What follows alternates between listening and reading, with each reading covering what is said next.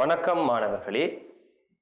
இன்றைய தினம் தரம் 9 இருக்கின்ற செய்யும் தொழிலே தெய்வம் என்ற பாடம் தொடர்பாக கற்க இருக்கின்றோம். அந்த வரிசையிலே இந்த உலகத்திலே தொழில் என்பது மிக மிக இன்றியமையாத ஒரு விடயமாக காணப்படுகின்றது.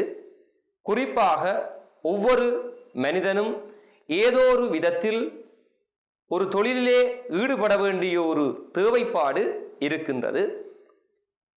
காரணம், தொழிலினால் ஈட்டுகின்ற முதலினை வைத்துக்கொண்டே எங்களுடைய வாழ்க்கையை அமைக்க வேண்டிய ஒரு தேவைப்பாடு இருக்கின்றது.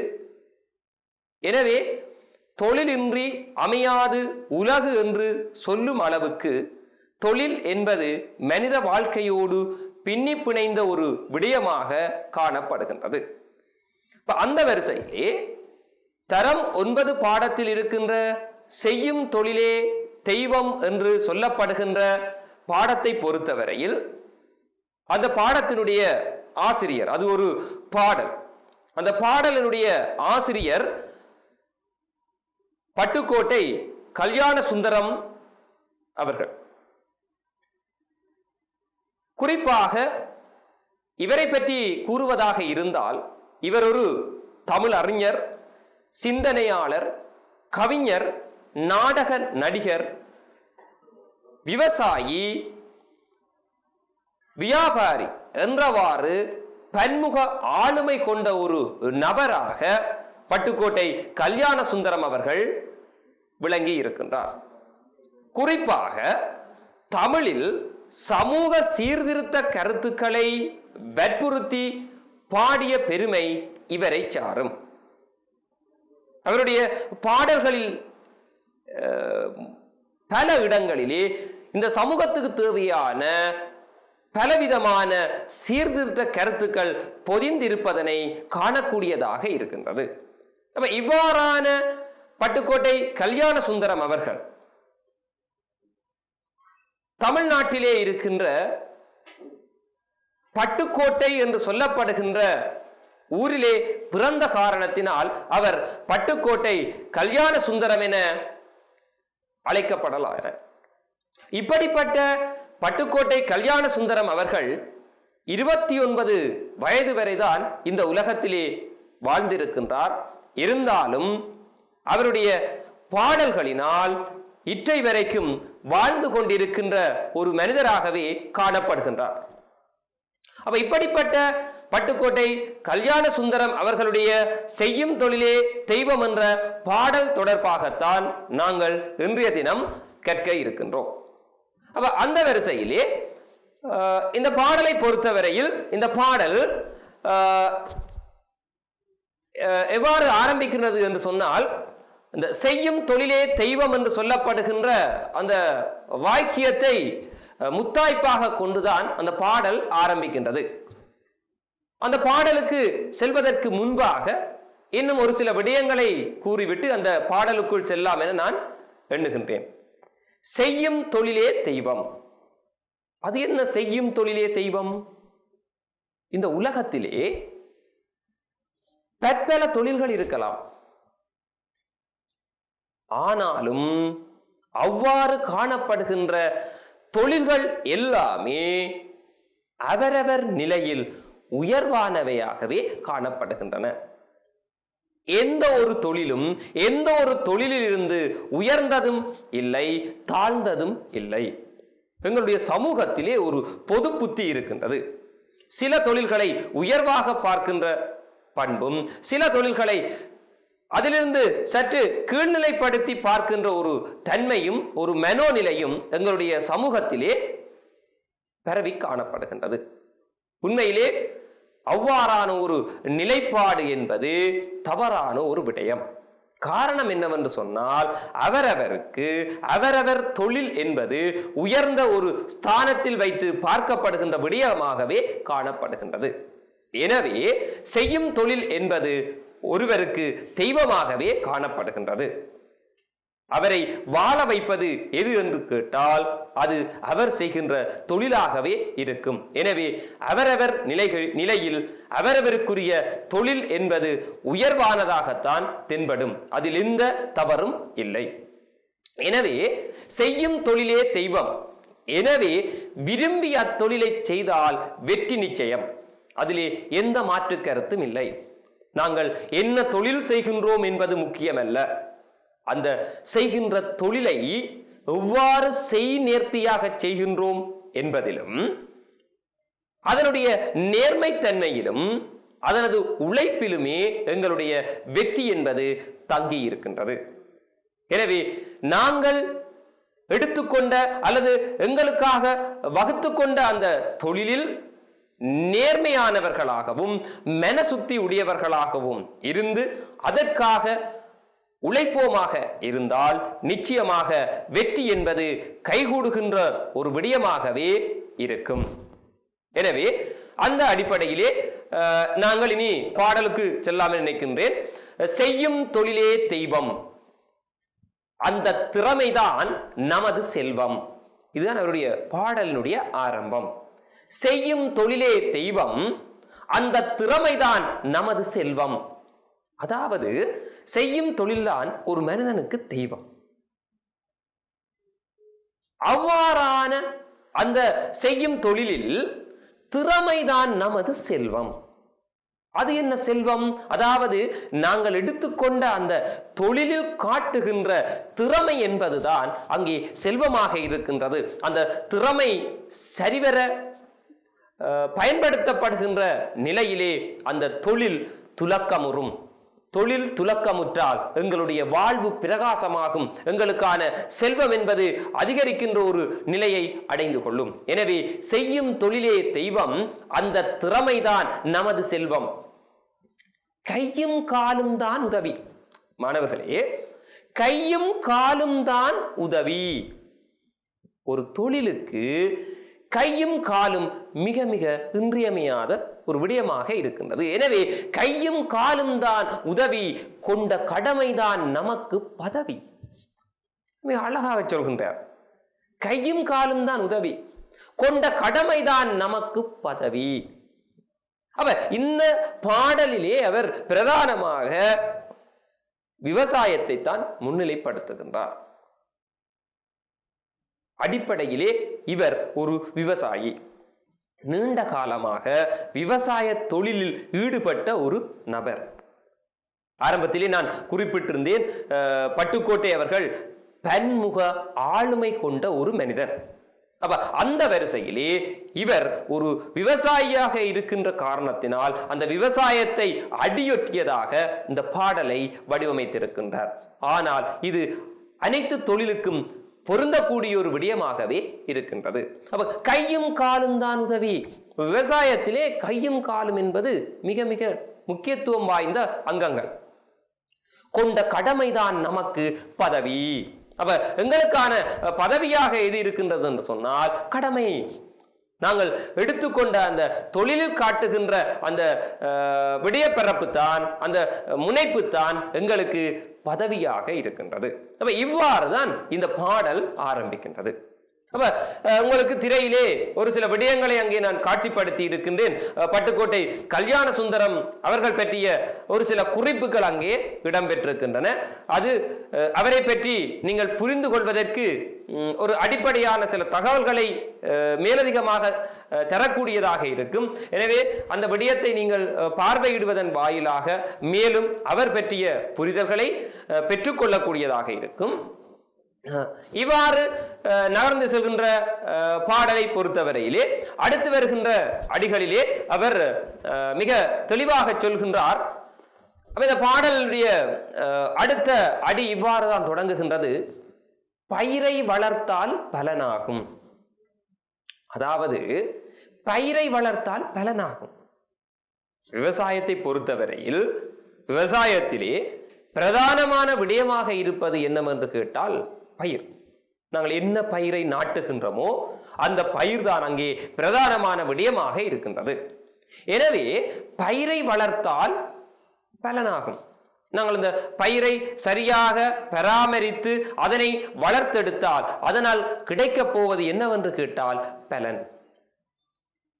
அது உயிரை காக்கும் உணவாகும். மிக முக்கியமான ஒரு விடயம். இந்த உலகத்திலே எத்தனை ஆயிரம் தொழில்கள் புதிதாக தோன்றினாலும் அனைத்து தொழிலினுடைய நோக்கமே பொருளீட்டல், செல்வங்களை சேர்த்தல். சரி, இந்த செல்வங்களை சேர்ப்பது எதற்காக? நல்லதொரு வாழ்வை வாழ்வதற்காக. சரி, நல்லதொரு வாழ்வை நாங்கள் வாழ வேண்டுமாக இருந்தால் மிக முக்கியமான ஒரு விடயமாக இருப்பது எங்களுடைய உணவு. அந்த உணவு யாரால் கிடைக்கப்பெறுகின்றது? விவசாயியால் கிடைக்கப்பெறுகின்றது. அதனால்தான் வள்ளுவ பெருந்தகை அழகாக கூறியிருக்கின்றார், உழுதுண்டு வாழ்வாரே வாழ்வார் மற்றெல்லாம் தொழுதுண்டு பின் செல்பவர். பிள்ளைகளே, உழவு தொழிலை செய்து வாழ்பவன் தான் உண்மையாக வாழ்பவன். மற்றெல்லாம் ஏனையவர்கள் எல்லாம் தொழுதுண்டு பின் செல்பவர்கள், பிறருக்கு பின்னாலே அவர்களை வணங்கி உண்டு வாழ்வதற்கு நினைப்பவர்கள். உண்மைதான், விவசாயி ஒருவன் தான் தானே உழைத்து தன்னுடைய உழைப்பில் வருகின்ற பொருட்களை உண்டு வாழ்பவனாக காணப்படுகின்றான். ஏனையவர்கள் எல்லோருமே ஏதோ ஒரு வகையிலே பிறரிடத்திலே தங்கி வாழ்பவர்களாகத்தான் காணப்படுகின்றார்கள். இதைத்தான் வள்ளுவ பெருந்தகை அழகாக சொல்லி இருக்கின்றார். அப்ப இந்த உலகத்திலே மிக உன்னதமான தொழில் எது என்று கேட்டால் விவசாயம். அவ்வாறான விவசாயிகளுக்கு நாங்கள் கொடுக்க வேண்டிய முக்கியத்துவம் என்பது உன்னதமானதாக இருக்க வேண்டும். அதை யாவரும் மறந்துவிடக் கூடாது. உழவன் சேற்றுக்குள்ளே காலை வைத்தால்தான் நாங்கள் சோற்றுக்குள்ளே கையை வைக்க முடியும் என்ற நிலைதான் உலகத்திலே இருக்கின்றது. இது அனைத்து மக்களுக்கும் பொதுவான ஒரு விடயம். உணவு தேவை என்று சொன்னால் விவசாயி களத்தில் இறங்கினால் மாத்திரமே சாத்தியப்படும். இன்றைய நவீன யுகத்திலே எத்தனை ஆயிரம் கருவிகள் தோன்றியிருந்தாலும் அத்தனை ஆயிரம் கருவிகளாலும் சாத்தியப்படுத்த முடியாத விடயத்தை உழவன் தான் சாத்தியப்படுத்தி கொண்டிருக்கின்றான்.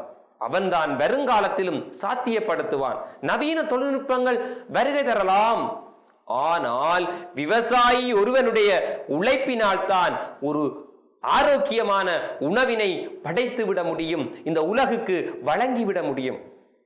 எனவே அது உயிரை காக்கும் உணவாகும் என்று பட்டுக்கோட்டையார் தெளிவாக கூறி சென்றிருக்கின்றார். உயிரை காக்கின்ற மருந்து எது என்று கேட்டால் உணவு. அந்த உணவை தயாரிப்பவன் யார் என்று பார்த்தால், உற்பத்தி செய்பவன் யார் என்று பார்த்தால் விவசாயி. வெயிலே நமக்கு துணையாகும். விவசாயி நித்தமும் வெயிலில் தான் உழைக்கின்றான்.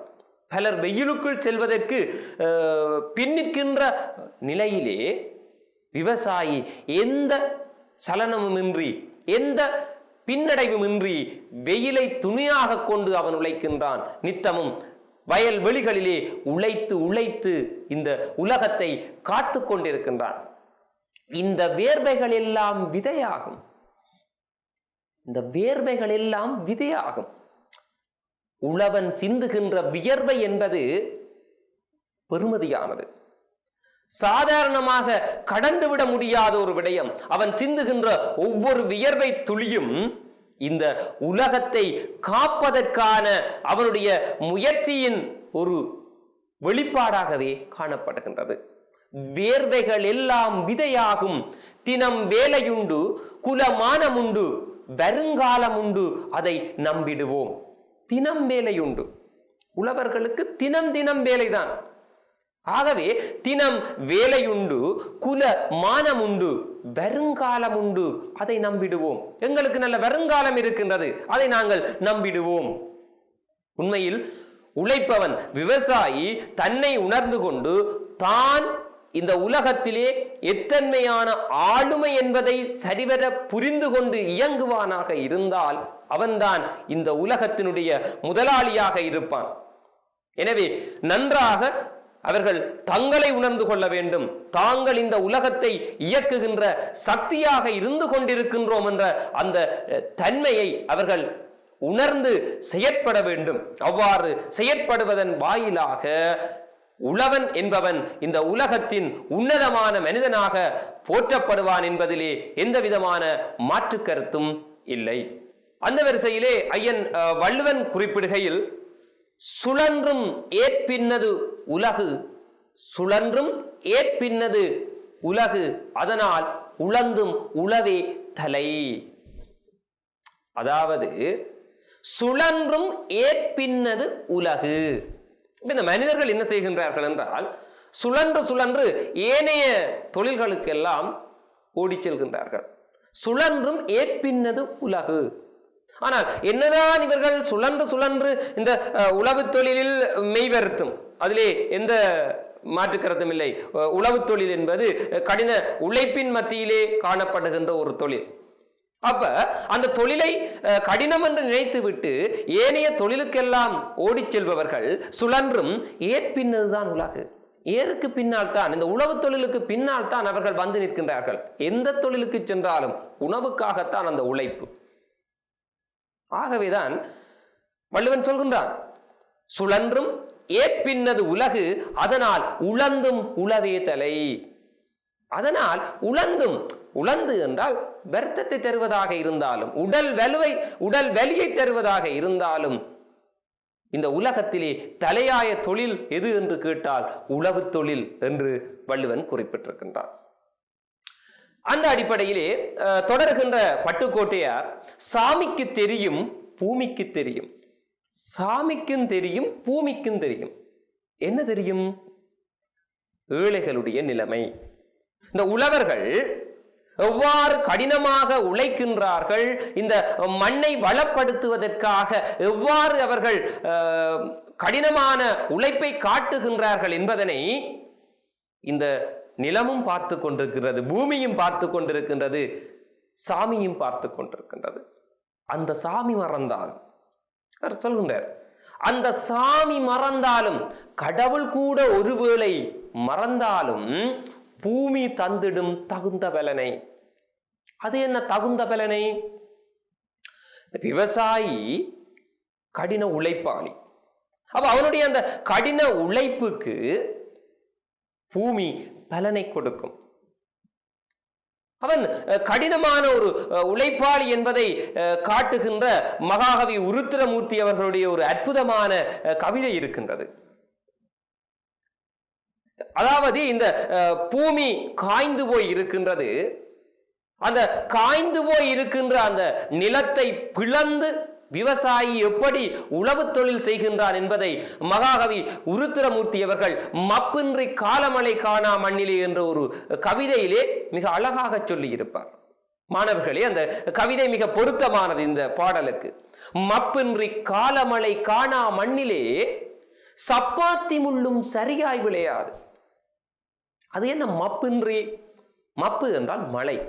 அப்ப மழை இல்லாமல் போய் மப்பின்றி காலமழை காணா மண்ணிலே, காலமழை என்பது பருவமழை. அப்ப மப்பின்றி காலமழை காணா மண்ணிலே, மண் காய்ந்து போய்விட்டது.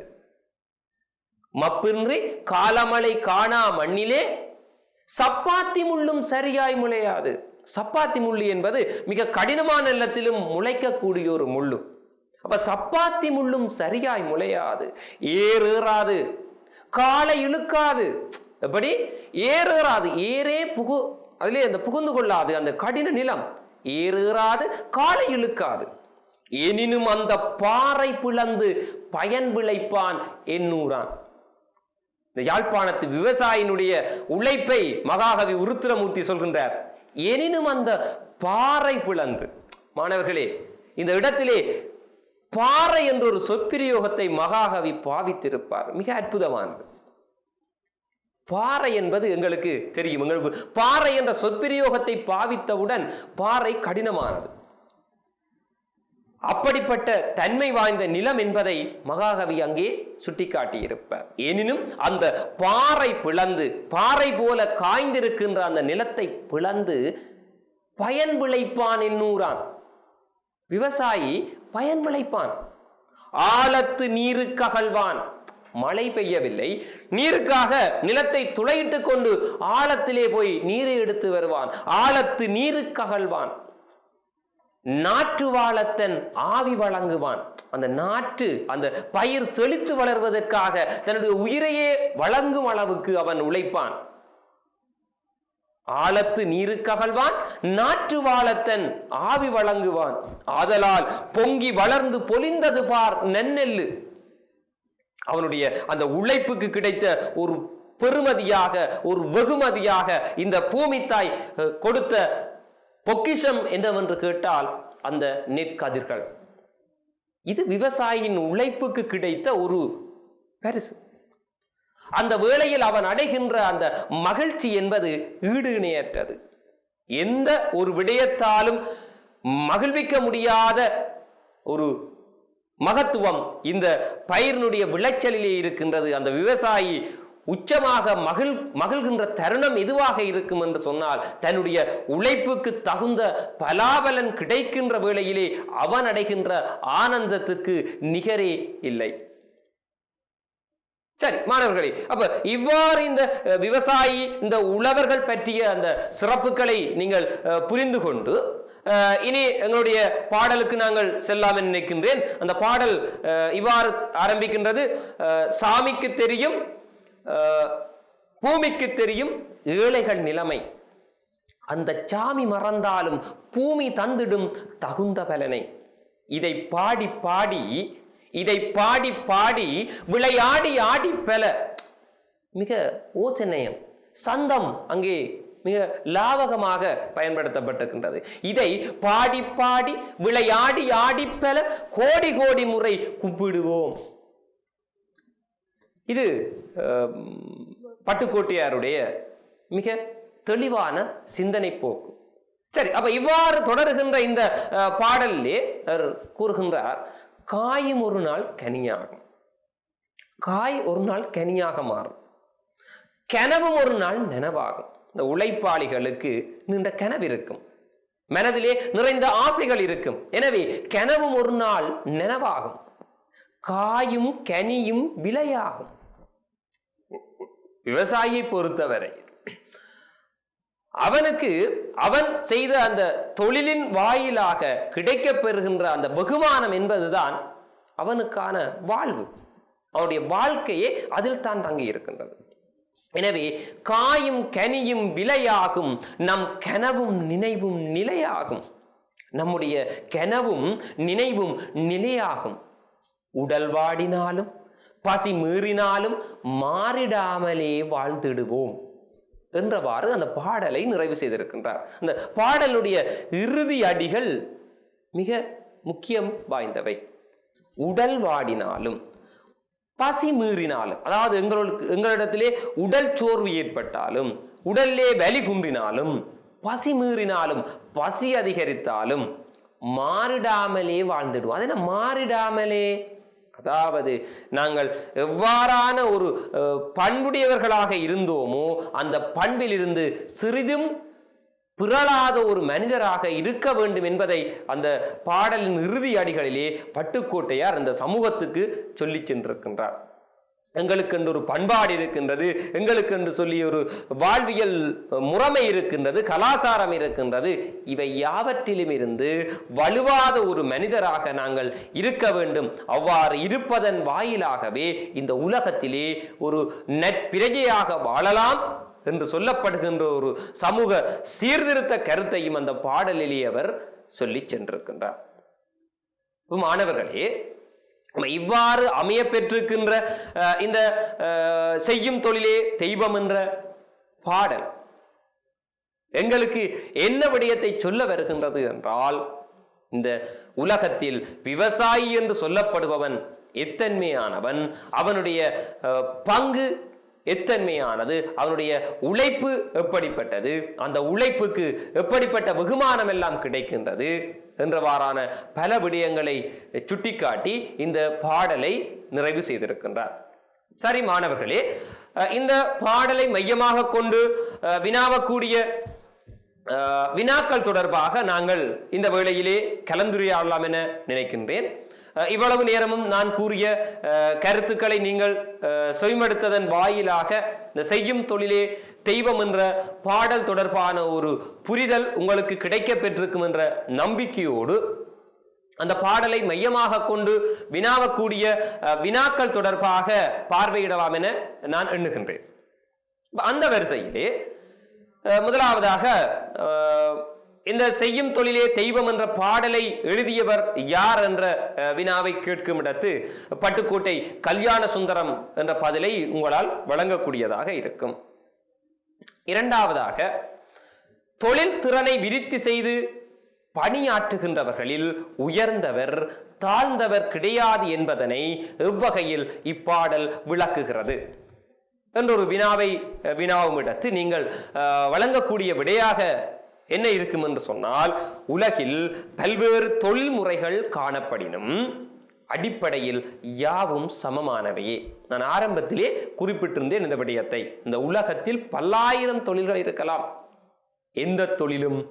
எந்த தொழிலிருந்து உயர்ந்ததும் அல்ல, எதுவும் எதிலிருந்து தாழ்ந்ததும் அல்ல, யாவும் சமமே. அது அவரவர் மனோநிலையை பொறுத்தது. அப்ப ஒவ்வொருவருக்கும் தாம் செய்யும் தொழிலே தெய்வமாகின்றது. அத்தோடு தொழில் திறனை வளர்த்து கொண்டு உயர்வு காண்பதே உயர் செல்வமாகும்.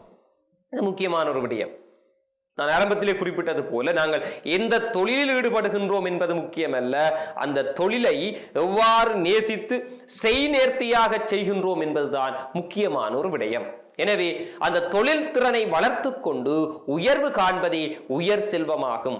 அவ்வாறு கடமையையே உயர்வாக கருதி பணியாற்றுபவர்களிடத்தில் உயர்ந்தவர் தாழ்ந்தவர் என்ற ஒரு பாகுபாடு கிடையாது என்பதைத்தான் இந்த பாடல் சுட்டி நிற்கின்றது. மூன்றாவதாக, வேர்வைகள் எல்லாம் விதியாகும் எனும் தொடரினை விளக்குக. நல்லொரு அடி. இந்த பாடலிலே வேர்வைகள் எல்லாம் விதியாகும். நான் ஆரம்பத்திலே குறிப்பிட்டது போல, விவசாயினுடைய அந்த உடலில் இருந்து சிந்துகின்ற ஒவ்வொரு வியர்வை துளியும் ஒவ்வொரு மணித்துளி. அவன் இந்த உலகத்தை காப்பதற்காக, உலகத்தை உயிரோடு வைத்திருப்பதற்காக சிந்துகின்ற ஒரு துளியாகவே அந்த வியர்வை துளியை பார்க்க வேண்டும். எனவே வேர்வைகள் எல்லாம் விதையாகும். விதை என்று சொல்லப்படுவது எங்களுக்கு தெரியும், மண்ணிலே விழுந்தால் அது கால ஓட்டத்தில் பெரு விருட்சமாகி பயனை கொடுக்கும். அது விதையினுடைய இயல்பு. ஒரு மரம் ஒரு சிறு விதையிலிருந்து தான் தோற்றம் காண்கின்றது. அவ்வாறு தோற்றம் கண்ட அந்த விருட்சம் பெரு விருட்சமாகி பல நிலைகளிலே இந்த சமூகத்துக்கு பலனை கொடுக்கின்றது. அதுபோல உழைப்பினால் சிந்துகின்ற வியர்வைகள் இந்த மண்ணில் விதையாகி உழைப்பவர்களுக்கு பயனை கொடுக்கும். அது மாத்திரமல்ல, அவனை சார்ந்திருக்கின்ற மக்களுக்கும் பயனை கொடுக்கும் என்பதையே குறித்த தொடர் கூறி நிற்கின்றது. மாணவர்களே, அடுத்து ஒரு வினாவை கூறுவதாக இருந்தால், இப்பாடலின் கடைசி 2 அடிகளின் ஊடாக கவிஞர் கூற விளைவது என்ன? நாங்கள் சற்று முன்னர் அந்த பாடலுடைய இறுதி அடிகள் தொடர்பாக பேசியிருந்தோம். அந்த பாடலுடைய இறுதி 2 அடிகளும் முக்கியத்துவம் வாய்ந்தவை. இந்த சமூகத்துக்கான ஒரு நல்ல கருத்தினை, ஒரு சீர்திருத்த கருத்தினை பட்டுக்கோட்டையார் சொல்லி இருக்கின்றார் என்பதை நான் ஏலவே குறிப்பிட்டிருந்தேன். மனித வாழ்விலே இன்னல்கள் வரலாம்.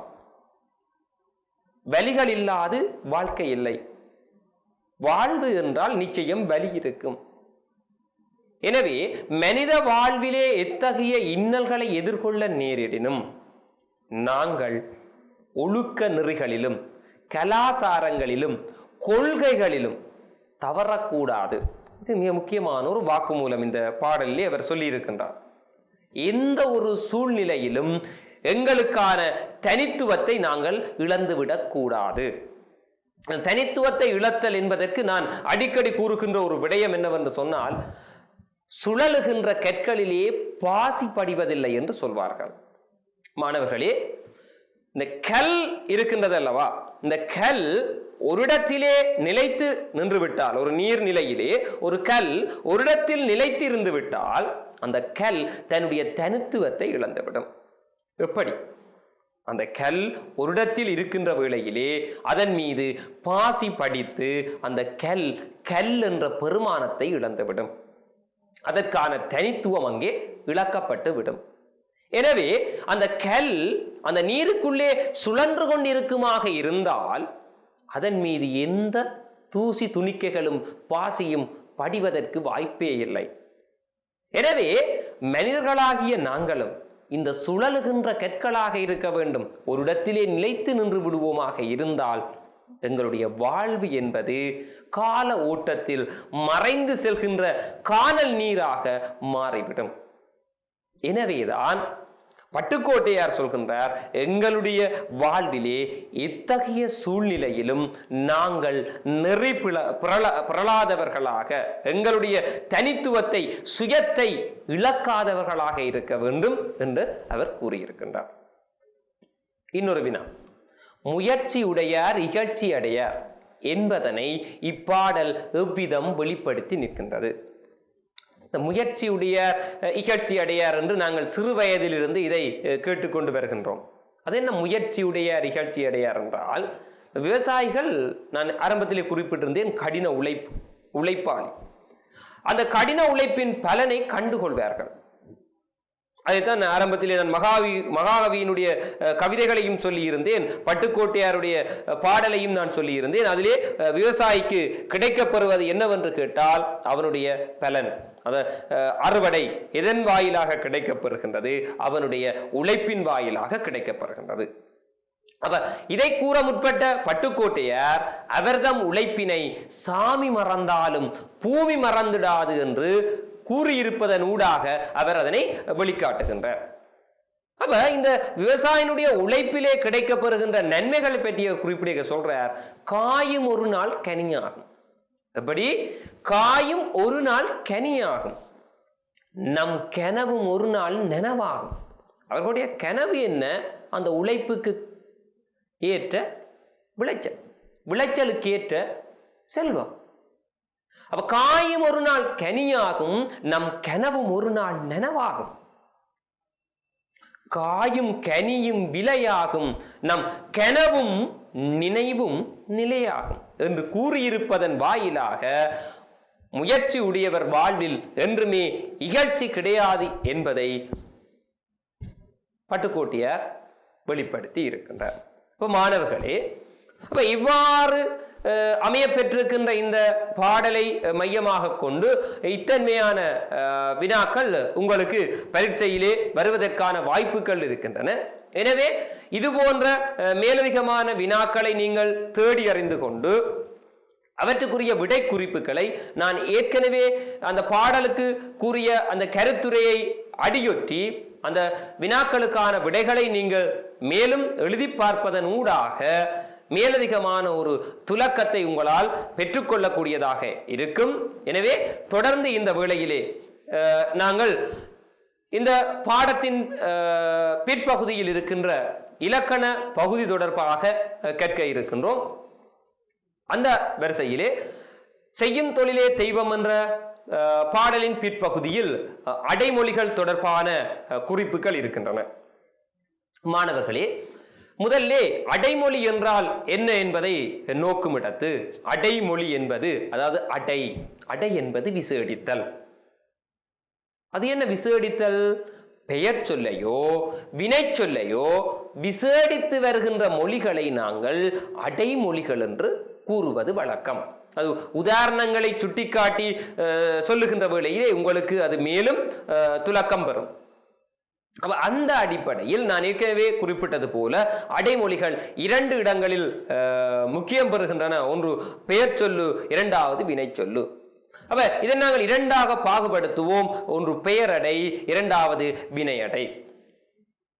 பெயரடை என்றால் என்ன? பெயரடை மொழி. பெயரடை என்பது பெயர் சொல்லை விசேடித்து வந்தால் அது பெயரடை.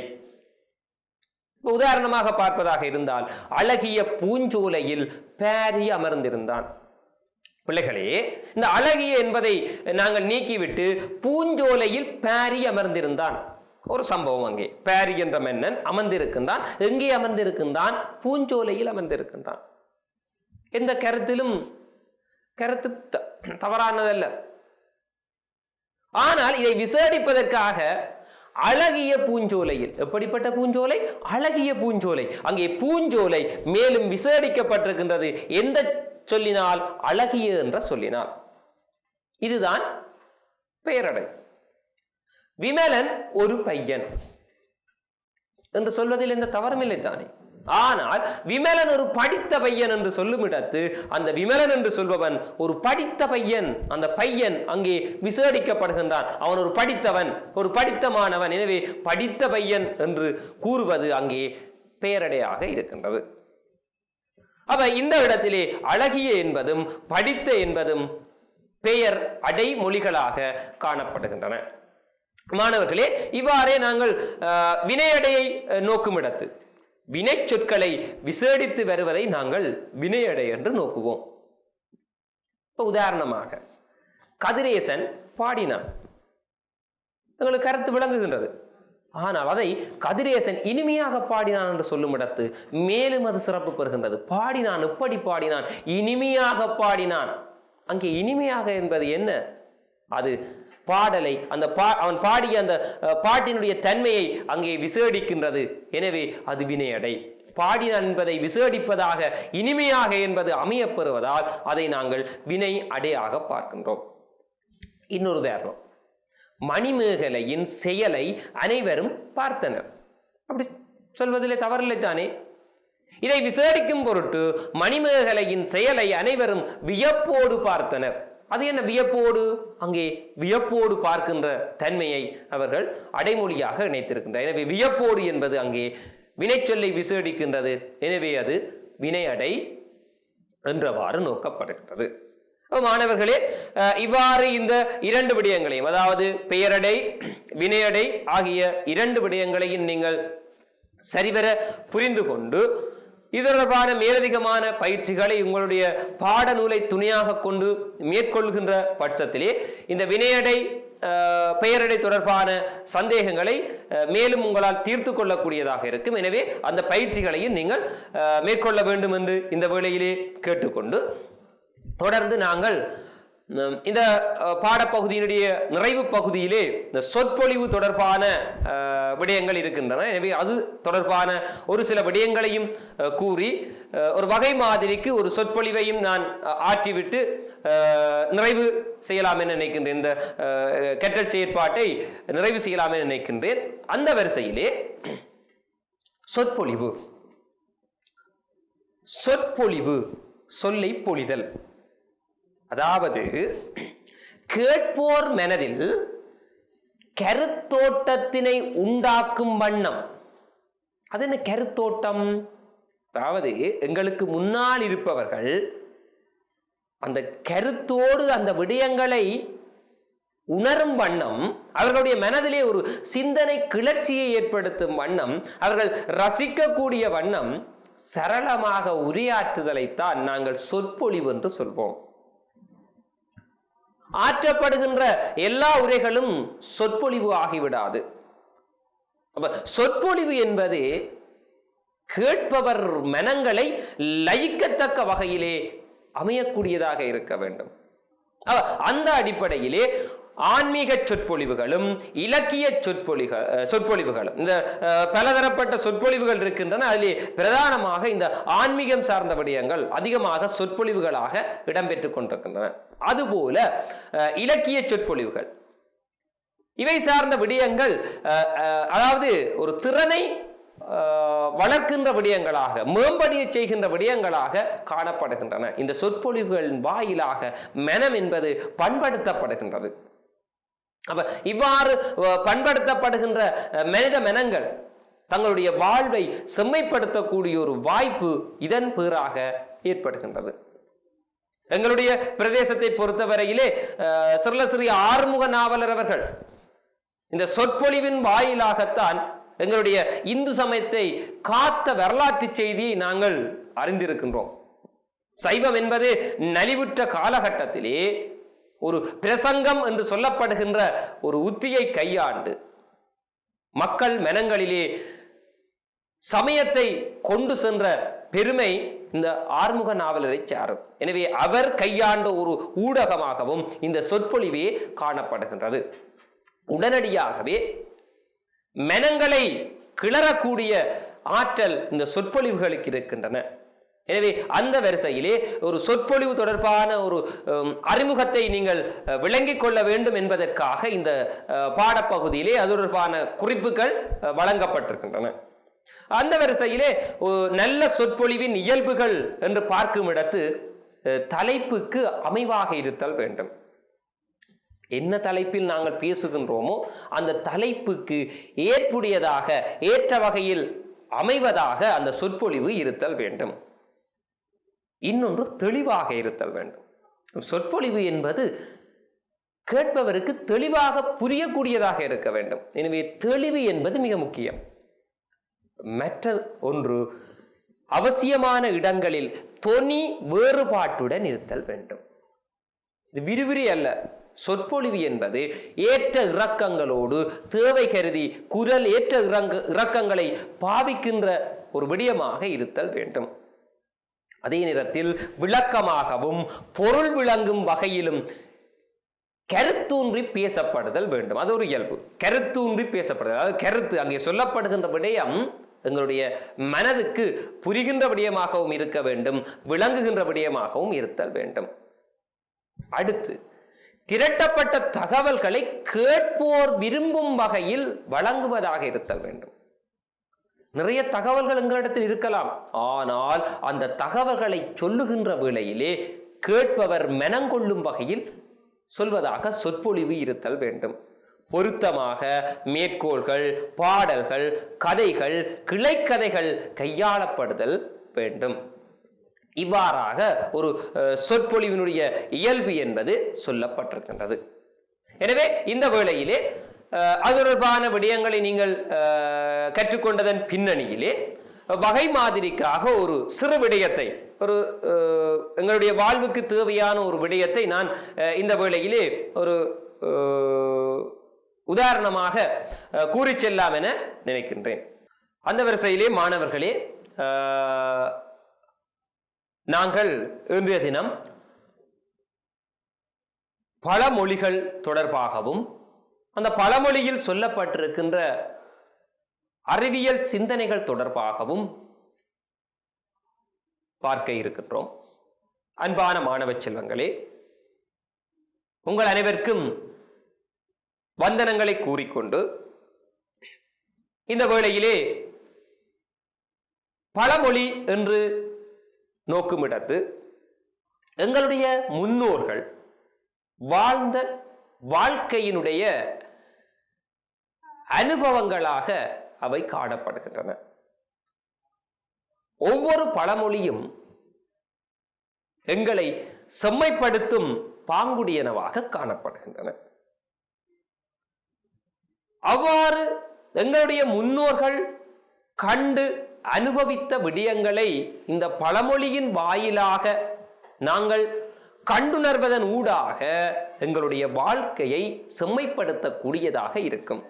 அன்பான மாணவ செல்வங்களே, உண்மையிலே இந்த பழமொழிகள் பண்டைய காலத்தில் சொல்லப்பட்ட அந்த அர்த்தப்பாங்கோடு இன்று நோக்கப்படுகின்றனவா என்று பார்க்கும் இடத்து பல பழமொழிகள் இன்றைய காலகட்டத்திலே கால ஓட்டத்தில் வேறுபட்ட கருத்தியல் தளத்தில் வைத்து பார்க்கப்படுகின்ற ஒரு நிலைதான் இருக்கின்றது. அவ்வாறு கால ஓட்டத்திலே வேறு ஒரு தளத்தில் வைத்து பொருள் கொள்ளப்படுகின்ற இரண்டு பழமொழிகள் தொடர்பாகத்தான் நான் உங்களுக்கு கூற இருக்கின்றேன். எங்களிடத்திலே ஒரு பழமொழி இருக்கின்றது. ஆனைக்கு ஒரு காலம், பூனைக்கு ஒரு காலம். மாணவர்களே, நீங்கள் அறிந்த ஒரு பழமொழிதான். ஆனைக்கு ஒரு காலம், பூனைக்கு ஒரு காலம். அதற்கான அர்த்தத்தை நாங்கள் எவ்வாறு பார்க்கின்றோம் என்று, ஆனைக்கு ஒரு காலம் வந்தால் பூனைக்கும் ஒரு காலம் வரும். காலம் மாறி மாறி அவரவருடைய வாழ்விலே வந்து போகும் என்றுதான் நாங்கள் அதனை இன்று பார்க்கின்றோமே ஒழிய, அதன் பின்னால் சொல்லப்பட்டிருக்கின்ற ஒரு மருத்துவம் சார்ந்த விடயத்தை நாங்கள் மறந்து விட்டோம். மாணவர்களே, இந்த விடயத்தை நீங்கள் நன்றாக உற்று அவதானிப்பீர்களாக இருந்தால் எங்களுடைய முன்னோர்கள் எவ்வாறான வாழ்வை வாழ்ந்திருக்கின்றார்கள், இந்த சமூகத்துக்கு எவ்வாறான ஒரு செய்தியை எல்லாம் சொல்லிவிட்டு சென்றிருக்கின்றார்கள் என்பதை உங்களால் உணர்ந்து கொள்ளக்கூடியதாக இருக்கும். அந்த பழமொழியினுடைய உண்மையான அர்த்தம் ஆ நெய்க்கு ஒரு காலம், அது ஆணையாக மாறிவிட்டது. ஆ நெய் என்பது ஆ என்றால் பசு, பசுவினுடைய நெய்க்கு ஒரு காலம், அதாவது மனிதனுடைய வாழ்க்கையிலே பசுவினுடைய நெய்யுக்கு ஒரு காலம், அதைத்தான் ஆ நெய்க்கு ஒரு காலம், அது ஆணைக்கு ஒரு காலமாக இன்று மாறிவிட்டது. அப்ப பசுநெய்யை பொறுத்தவரையிலே ஒரு மனிதன் தன்னுடைய 40 வயது வரைக்கும் தாராளமாக உணவிலே பசுநெய்யை சேர்த்துக் கொள்ளலாம். அதை தாண்டுமிடத்து 40 வயதை தாண்டுமிடத்து பசுநெய்யை குறைக்க வேண்டும். அதுதான் ஆ நெய்க்கு ஒரு காலம். 40 வயதை தாண்டியும் நாங்கள் பசுநெய்யை பாவிப்போமாக இருந்தால் உடலிலே கொழுப்பு அதிகரித்து மாரடைப்பு ஏற்படுவதற்கு வாய்ப்பு இருக்கின்றது. எங்களுடைய முன்னோர்கள் அழகாக சொல்லி இருக்கின்றார்கள், ஆ நெய்க்கு ஒரு காலம், பூ நெய்க்கு ஒரு காலம். அது இன்று பூனைக்கு ஒரு காலமாக மாறிவிட்டது. பூ நெய் என்பது பூவினுடைய தேன், தேனுக்கு ஒரு காலம். ஏனென்று கேட்டால் தேன் என்பது இந்த உலகத்தில் இருக்கின்ற உன்னதமான மருத்துவ குணம் வாய்ந்த பொருட்களில் ஒன்று, ஒரு உணவு. நீண்ட காலம் பழுதடையாமல் இருக்கக்கூடிய ஒரு உணவாக தேன் காணப்படுகின்றது. அப்போ 40 வயதை தாண்டிய ஒரு மனிதன் தன்னுடைய உணவிலே பசுநெய்யை குறைத்து பூ நெய்யாகிய தேனை பாவிப்பானாக இருந்தால் அவனுடைய உடலிலே ஆரோக்கியம் அதிகரிக்கும். காரணம் என்னவென்றால் பிள்ளைகளே, தேன் ஜீரண சக்தி நிறைந்தது. அப்ப அந்த தேனை உணவிலே சேர்த்துக் கொள்வதன் வாயிலாக உடலிலே ஏற்படுகின்ற அந்த எங்களுக்கு ஏற்படுகின்ற அந்த வலிகளை, எங்களுக்கு ஏற்படுகின்ற தீங்குகளை களையக்கூடியதாக இருக்கும். எனவே உடல் ஆரோக்கியம் பெறும். உணவிலே தேனை சேர்த்துக் கொள்ளுங்கள் என்பதைத்தான் பூ நெய்க்கு ஒரு காலம் என்று எங்களுடைய முன்னோர்கள் சொல்லிவிட்டு சென்றிருக்கின்றார்கள். இது ஒரு பழமொழி. இன்னொரு பழமொழி வழக்கத்தில் இருக்கின்றது, முருங்கையை நட்டவன் எப்படி முருங்கையை நட்டவன் வெறுங்கையோடு போவான். இதற்கு எங்களுடைய சமூகத்தின் மத்தியிலே கொடுக்கப்பட்டிருக்கின்ற ஒரு விளக்கம், முருங்கை மரத்தை வீட்டிலே நட்டு விட்டால் அடேயப்பா உன்னுடைய வாழ்வு வெறுங்கையாக போய்விடுமடா என்றுதான் எங்களுடைய சமூகம் அதை பார்க்கின்றது. இது ஒரு வேடிக்கையான விடயம். அந்த பழமொழி அவ்வாறான அர்த்தப்பாங்குடையது அல்ல. அதாவது முருங்கை என்பது முருங்கையினுடைய பூவாக இருக்கலாம், முருங்கையினுடைய இலையாக இருக்கலாம், முருங்கையினுடைய காயாக இருக்கலாம். மூன்றுமே உடலுக்கு மிக மிக ஆரோக்கியமான உணவுப் பொருட்கள். இந்த மூன்றும் உடலிலே வலுவை சேர்க்கக்கூடியது, உடலிலே நோய் எதிர்ப்பு சக்தியை அதிகரிக்கக்கூடியது. எனவே எவரொருவன் தன்னுடைய உணவிலே நாளாந்தம் இந்த மூன்றில் ஒரு விடயத்தை சேர்த்து உணவை உண்கின்றானோ அவன் வெறுங்கையோடு நடப்பான். அதாவது 80 வயதை தாண்டியும் அவன் என்றுமே ஆரோக்கியமான மனிதனாக, என்றும் துடிப்புடைய மனிதனாக, ஒரு ஊன்றுகோல் இல்லாமல் ஒரு இளைஞன் போல நடப்பான் என்பதைத்தான் முருங்கையை நட்டவன். எப்படி முருங்கையை நட்டவன், வீட்டிலே முருங்கை மரம் ஒன்றை நாட்டிய ஒருவன் தன்னுடைய பிற்காலத்திலே எந்த ஊன்றுகோலும் இல்லாது வெறுங்கையோடு நடந்து செல்வான் என்பதைத்தான் இந்த பழமொழி இந்த சமூகத்துக்கு சொல்லி சென்றிருக்கின்றது. முருங்கையை நட்டவன் வெறுங்கையோடு போவான். இவ்வாறு எத்தனையோ பழமொழிகளை எங்களுடைய முன்னோர்கள் சொல்லிவிட்டு சென்றிருக்கின்றார்கள். எனவே அன்பான மாணவர்களே, இவ்வாறு எங்களிடத்திலே வழக்கத்தில் இருக்கின்ற இந்த பழமொழிகளை நீங்கள் தேடி அறிந்து கொண்டு அதனுடைய உண்மையான அர்த்தத்தையும் உணர்ந்து கொள்வீர்களாக இருந்தால் அது உங்களுடைய வாழ்வை செம்மைப்படுத்துவதற்குரிய ஒரு விடயமாக இருக்கும். 3 விடயங்கள் தொடர்பாக கற்றிருக்கின்றோம். ஒன்று செய்யும் தொழிலே தெய்வம் என்ற பட்டுக்கோட்டை கல்யாண சுந்தரம் அவர்களுடைய பாடல் தொடர்பாக கேட்டிருக்கின்றோம். இரண்டாவது அடைமொழிகள் தொடர்பாக கேட்டிருக்கின்றோம். மூன்றாவதாக சொற்பொழிவு தொடர்பாகவும் வகை மாதிரிக்காக ஒரு சிறு விடயத்தை சொற்பொழிவாகவும் நான் ஆற்றியிருக்கின்றேன். எனவே இந்த 3 விடயங்களும் உங்களுக்கு பயனுடையதாக அமையும் என்ற நம்பிக்கையோடு உங்களிடமிருந்து விடைபெறுகின்றேன். நன்றி, வணக்கம்.